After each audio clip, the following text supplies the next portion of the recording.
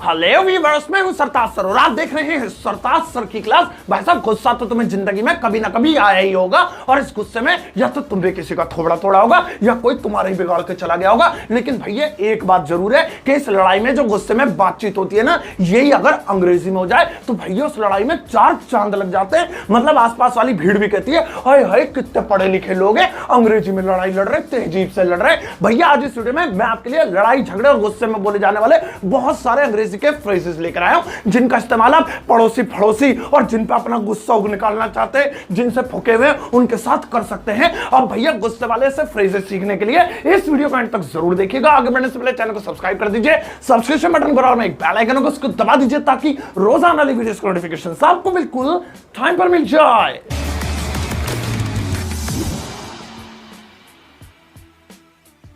तो चलेगा, शुरुआत करते हैं इस वीडियो की और सीखते हैं अंग्रेजी के गुस्से में बोले जाने वाले कुछ बेहतरीन फ्रेजेस। तो भैया पहला वाला देखो, मान लो कि सामने वाला कोई गलती कर रहा है और गलती पे गलती करे जा रहा है और तुम फूक रहे हो, तुम्हें बहुत ज्यादा उस पर गुस्सा आ रहा है। तो इस गुस्से में हिंदी में तुम उससे मोहब्बत भरे कुछ इस तरीके के सेंटेंसेस बोलते हो। अबे ओ मेंटल, अबे ओ बावले, अबे ओ ढीले, अबे ओ उजड़, अबे ओ भूसे भरे दिमाग के, अबे O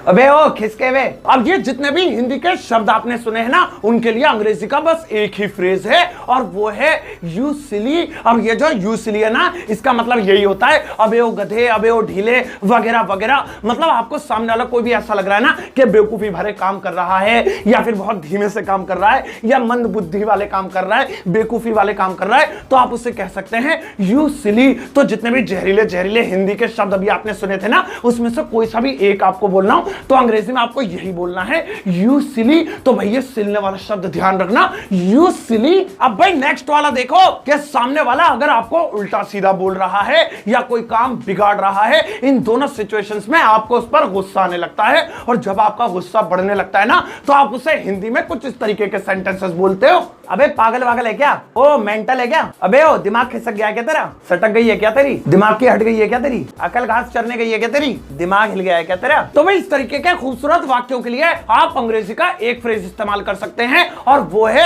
R you out of mind. अब ये जो are you out of mind है ना, इसका मतलब यही होता है दिमाग खराब हो गया है क्या, मेंटल हो गया है क्या, बावला वावला हो गया है क्या। अब सामने वाले को कभी भी आपको बोलना है ना बावला है, मेंटल है या कुछ भी जो भी अभी आपने सुना, तो आप अंग्रेजी में सीधा सीधा झाड़ सकते हो are you out of mind. भैया अब नेक्स्ट वाला सुनो कि अगर सामने वाला आपके सामने फालतू बोल रहा है, अपनी औकात से बाहर निकल रहा है और आपको लग रहा है कि ये आपके सामने बकवास करे जा रहा है, आपको छोटा समझ रहा है और आपकी सुन नहीं रहा है और आपको लग रहा है कि अब इसको सबक सिखा देना चाहिए शब्दों से, तो आप कुछ इस तरीके के हिंदी के वाक्य बोलते हो। औकात में रहे, औकात में, ज्यादा उड़ मत, ज्यादा फड़फड़ाने की जरूरत नहीं है, जितना है ना उतना ही रहे, हद में रहे, अपनी हद में। अबे ओ ज्यादा भरम तो काटे मत ना, नहीं ज्यादा पर निकल रहे हैं तेरे। तो भाई इस तरीके के वाक्यों के लिए आप अंग्रेजी में बोल सकते हैं बी इन योर लिमिट्स। अब ये जो बी इन योर लिमिट्स है ना, इसका मतलब यही होता है औकात में रहे, हद से बाहर मत निकल और मतलब जो भी तेरी हद है उसके अंदर रहे। भैया अगर आपको आगे से किसी पे भी गुस्सा आ रहा है और आप उसकी औकात याद दिलाना चाहते हो तो अंग्रेजी में उसके मुंह पे मारना बी इन योर लिमिट्स। अब भैया अगला वाला देखो कि अगर कोई बंदा आपके पीछे आपके बारे में बात करता है, आपकी बुराई करता है, आपकी चुगली करता है और आपको पता चल जाता है, तो उस बंदे को आप हिंदी में कुछ इस तरीके से समझाते हो, मेरे पीछे मेरी चुगली करने की हिम्मत मत करियो, मेरे पीछे मेरे बारे में कोई उल्टी सीधी बात नहीं होनी चाहिए, मेरे पीछे मेरे बारे में उल्टा सीधा बोलने की जरूरत नहीं है, मेरे पीछे मेरी कोई बात नहीं होनी चाहिए, मुझे अपनी चुगली बिल्कुल पसंद नहीं है, ओ ज्यादा ना मेरी चुगलखोरी करने की जरूरत नहीं है, मेरे पीछे मेरे बारे में एक भी चीज तूने उल्टी सीधी बोली ना, देख लियो आगे से मेरे बारे में बात करते हुए देख ना लो तुझे। तो भाई इस तरीके के सभी शब्दों के लिए आप अंग्रेजी में बोल सकते हैं don't do my back biting. Back biting का मतलब यही होता है चुगली करना। वैसे चुगली के लिए और भी सारे शब्द मौजूद है अंग्रेजी में, लेकिन आप ये वाला इस्तेमाल कर सकते हैं। तो भैया आगे से याद रखना, कोई भी आपके पीछे आपके लिए उल्टा सीधा बोल रहा है, सामने वाले से आपकी गर्लफ्रेंड को आपके लिए भड़का रहा है कि जी वो तो ऐसा, उसकी इतनी सारी बहनें हैं, सबसे वो बैंड फैंड बनवाता फिरता है, तो आप सीधा सीधा उससे बोल देना don't do my back biting, back biting. भाई अब नेक्स्ट वाला देखो कि अगर सामने वाले पर आपको बहुत ज्यादा गुस्सा आने लगा है और अब ऐसा लग रहा है कि गुत्थम गुत्ती होने वाली है, गुठ बजने वाले, थोबड़ा वोबड़ा टूटने वाला एक दूसरे का, तो आप सामने वाले से कुछ इस तरीके के हिंदी के शब्द बोलते हो। मुंह तोड़ दूंगा तेरा, मुंह थोबड़ा बिगाड़ दूंगा तेरा, समझ गया? तेरा ही चौकटा चेंज कर दूंगा, मुंह का नक्शा ही बदल दूंगा, तेरे थूथड़ी के 4 कर दूंगा, समझ लियो? मुंह ही मुंह पे बजाऊंगा तेरे, तेरी कनपट्टी लाल कर दूंगा मैं अभी। तो भाई कुछ इस तरीके के प्यार भरे हिंदी के वाक्य अगर आपको सामने वाले को बोलने हो ना, तो आप अंग्रेजी में बोल सकते हैं I will smash your face. अब इसमें स्मैश शब्द का हिंदी में मतलब होता है तोड़ देना, चूर चूर कर देना, टुकड़े टुकड़े कर देना, फोड़ देना। तो इसका पूरे का मतलब यही हुआ कि I will smash your face, मतलब मैं तुम्हारा थोबड़ा तोड़ दूंगा, थोबड़ा बिगाड़ दूंगा, थूथड़ा चेंज कर दूंगा, जो भी तुम भैया फेस को हिंदी में जैसे भी बोलते हो। तो आगे से सामने वाले को जब भी आपको कहना है कि तेरा थोबड़ा तोड़ दूंगा, तो आप उसे अंग्रेजी में बोलना प्यार से I will smash your face. अब भाई जरा अगला वाला फ्रेज समझो कि सामने वाला अगर बहुत ज्यादा बेवकूफी भरे काम कर रहा है और उसके कारनामे देख देख के तुम्हें गुस्सा आ रहा है, तुम फूक रहे हो, तो उससे आप हिंदी में कुछ इस तरीके से मुखातिब होते हैं, खानदानी बेवकूफ है तू, अबे गधा है तू, गधा, अबे मेंटलों के खानदान से है क्या तू, अरे बावड़ी पूछ, ऐसे ना करे कर, दिमाग में भूस भरा है क्या तेरे, अबे गोबर ओबर भरा हुआ है क्या भेजे में, अबे उल्लू के पट्टे, अबे बावले ऐसे मत कर। तो भाई इस तरीके के गुस्से वाले शब्दों के लिए आप अंग्रेजी में बोल सकते हैं ब्लडी फूल। आप जरा इसे समझते हैं, इसमें ब्लडी का मतलब है खून के अंदर या खून से, और फूल का मतलब ये नहीं है गोभी का फूल या गुलाब का फूल है, फूल मतलब बेवकूफ, मतलब ये हुआ कि तेरे खून में ही बेवकूफी है। इनडायरेक्टली सामने वाला ये कहना चाह रहा है खानदानी बेवकूफ, कि तेरे तो खानदान से बेवकूफ चलते चले आ रहे हैं, तुम्हारे तो ब्लड में ही फूल भरे पड़े हैं, तो इसीलिए कहते हैं ब्लडी फूल, खानदानी बेवकूफ, या फिर पागल है क्या, रे पागल, रे मेंटल, मतलब जितने भी अभी आपने शब्द सुने ना हिंदी में, उनके लिए आप ब्लडी फूल बोल सकते हैं। भैया मैंने तो टीवी में भी सुना था, शाहरुख खान को कह रहा था ब्लडी फूल, पता नहीं कौन सी फिल्म थी, कोयला फोयला से, तो आगे से याद रखना ब्लडी फूल। भाई जरा नेक्स्ट वाले पर नजर मार लो कि मान लो आपसे कोई काम करने के लिए कहा जाए और वो काम आपकी मर्जी के खिलाफ हो, यानी कि आपकी मर्जी बिल्कुल भी नहीं है वो काम करने की, तो आप उस काम को गालियां देने लगते हो, उस काम पर गुस्सा होने लगते हो और उस काम को लेकर इस तरीके के हिंदी के वाक्य बोलते हो, अजी हाँ मेरी जूती करेगी काम, करवा लो, मेरा तो थूक भी ना करे इस काम को, थूक की जगह कुछ और लगा लेना अगर समझ गए हो तो, तेरे में दम है तो मुझसे करा के दिखा ले, जिंदगी में हाथ तक नहीं लगाऊंगा इस काम को, घंटा करेंगे हम ये काम, हम तो ना कर रहे, मैं ना कर रहा ये काम, जो तुझे उखाड़ना उखाड़ ले। तो भाई कुछ इस तरीके से आपको किसी भी काम पे गुस्सा निकालना है ना, तो आप उस काम के साथ लगा सकते हो अंग्रेजी में माई फुट। अब ये माई फुट का मतलब ये नहीं है कि सामने वाला आपको अपनी हाइट बता रहा है, आप सोचो हो माई फुट बोला है 4 फुट 5 फुट 6 फुट ऐसे बोलेगा,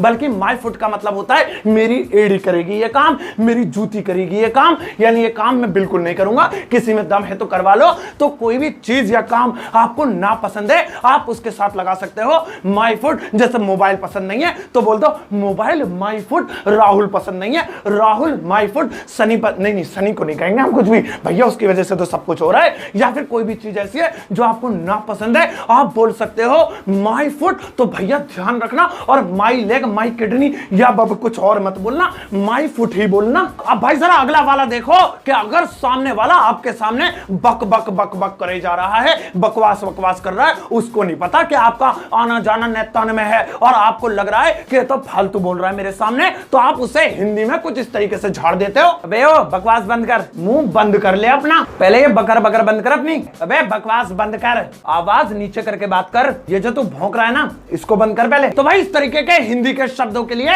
अंग्रेजी में कहते हैं स्टॉप नॉनसेंस। अब ये जो स्टॉप नॉनसेंस है ना, इसका मतलब होता है स्टॉप मतलब रोको और नॉनसेंस मतलब बकवास। स्टॉप नॉनसेंस मतलब बकवास करना बंद करो, बकवास रोको, उल्टा सीधा मत बोलो, या जितने भी अभी शब्द आपने हिंदी के सुने थे उन सब के लिए आप अंग्रेजी में बोल सकते हैं स्टॉप नॉनसेंस। तो कोई भी आपके सामने ज्यादा बकर बकर सी करे ना तो उसके थोबड़े के सामने जाते के ना अबे ओ स्टॉप नॉनसेंस। अब भाई अगला वाला देखो, भाई जरूरी नहीं है कि हर बार आप कोई दूसरे पर गुस्सा है, हो सकता है सामने वाला भी आप पर नाराज हो सकता है, गुस्सा हो सकता है, आपने कुछ ऐसा उल्टा सीधा काम कर दिया, कुछ गलत कर दिया कि सामने वाला आप पर खार खाए बैठा है, फूक रहा है, आप पर बहुत ज्यादा नाराज हो रहा है, तो ऐसे में आप कुछ इस तरीके के हिंदी के वाक्य बोलते हो, अबे मैंने क्या किया है,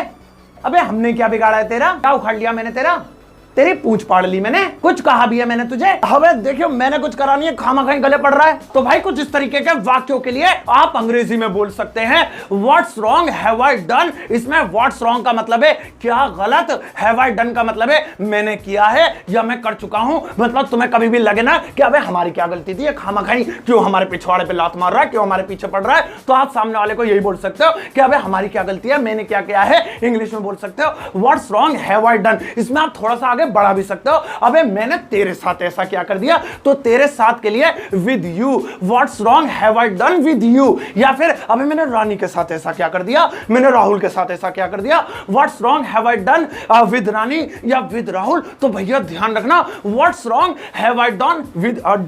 डन विद यू। भाई जरा अगला वाला सुनो कि मान लो सामने वाला आपको गुस्सा दिलाने के काम कर रहा है, कुछ ऐसा कर रहा है कि आपका पारा चढ़ता जा रहा है और आपको गुस्सा आने ही वाला है, तो आप उसे वार्निंग देना चाहते हो कि मुझे गुस्सा पुस्सा मत दिलाइयो, तो कुछ इस तरीके के हिंदी में शब्द बोलते हो उसे वार्निंग देने के लिए। देख मैं फिर कह रहा हूं मुझे गुस्सा मत दिला, मत खराब कर मेरा दिमाग, मत खराब कर, मत हटा मेरे दिमाग की, हट गई ना फिर देख लियो हटाई दूंगा। क्यों गुस्सा दिला रहा है तो मुझे देख आसिफ, अगर मेरा पारा चढ़ गया ना जमीन से 2 फुट नीचे उतार दूंगा। भाई इस तरीके के वाक्यों के लिए आप अंग्रेजी में बोल सकते हैं don't make me angry. Don't make मतलब मत दिलाओ, मत कराओ, मी माने मुझे और एंग्री माने गुस्सा, नाराज या जो भी है। तो डोंट मेक मी एंग्री ये जब कहा जाता है जब सामने वाले को तुम चैलेंज दे रहे हो, आप मेरा मतलब वार्निंग दे रहे हो कि भैया देख वार्न कर रहा हूं, मुझे गुस्सा मत दिला, मैं तप गया तो तप ही जाऊंगा। तो आगे से याद रखना डोंट मेक मी एंग्री। भाई अब इसके बाद वाला सुनो कि अगर सामने वाला कोई ऐसा काम कर दे